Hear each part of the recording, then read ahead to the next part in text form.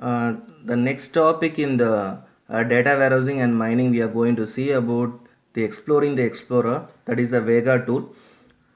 So in the Vega tool, so what are the points we are going to discuss in the Vega tool is that first we need to know about what do you mean by Vega, and then where we are going to find this Vega, and then difference between the command line versus graphical user interface, and what are the data sets in Vega, ARF files, classifies in Vega, and filters. So this is about the agenda of the Vega tool.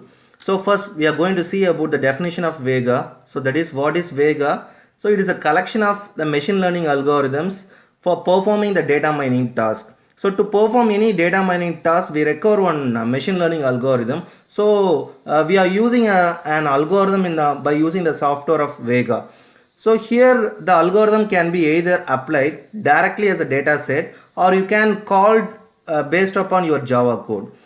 And then the Java contains, your Vega contains the tools for data pre-processing such as classification, regression, clustering, association rules, and visualization. So these are all the data mining topics which you have been using for the data pre-processing. So which contains everything in a Vega.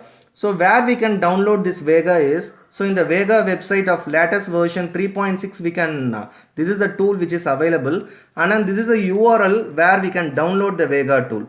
And then the Vega manual is available in the URL of mentioned below in this, that is http transact.dl sourceforge.net. So when you use this URL, we can download the Vega manual.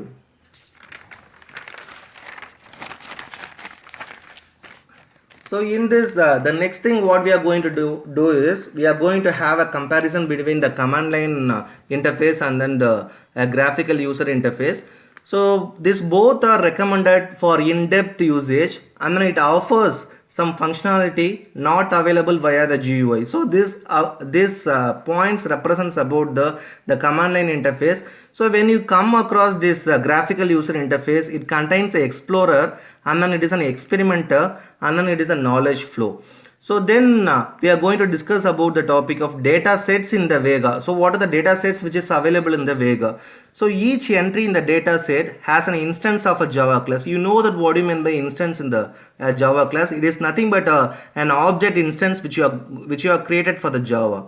So the example here provided is vega.core.instance.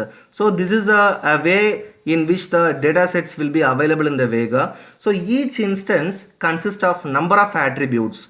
And then the attributes, so what are the things which is present in the attributes, we need to know that. So the attributes details are mentioned here. So inside the attributes, we will be having the details about nominal, numeric, string, date, and then relational. So nominal is nothing but it is a predefined list of values.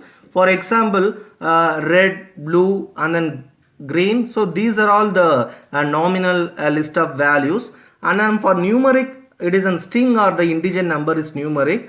And then string is you will know that how to enclose the string. So always it will be enclosed within a double quotes. So that is a format to represent the string. And then date by usual, and then rational by usual. So these are all the properties of an attributes. So the next topic in Vega, we are going to discuss about the ARF files.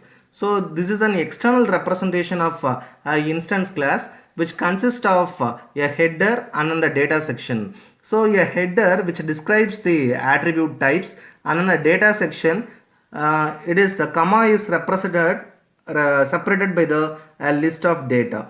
And then ARF file example. So here the example which I have taken for this ARF file is the weather report I have taken it. So in that, so this percentage symbol which I have mentioned, this is of comment section part, and then the @ symbol which I have specified is of the attribute section part. So the attributes which we can say about this is as whether the report is a sunny or overcast as rainy. So that will be specified in the attribute part. If it is of outlook, then it may be of sunny, overcast, or rainy. And then if the temperature, to denote the temperature, we will be specifying directly in the attribute as a temperature real.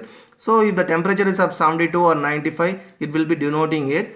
And then the assignment ARF files are credit G, hot C, and then hepatitis, and then vowel. So these are all the assignments in ARFF files. So then you should know about that what are all the ARF files are there. So the basic ARF files are the statistics and then validation by running. So how you can run this ARF file is by using Java space Weka. So this is a source file name. So vega.core.instance data slash soyabean. So this is the path which I am specifying it so that you can run that ARF file.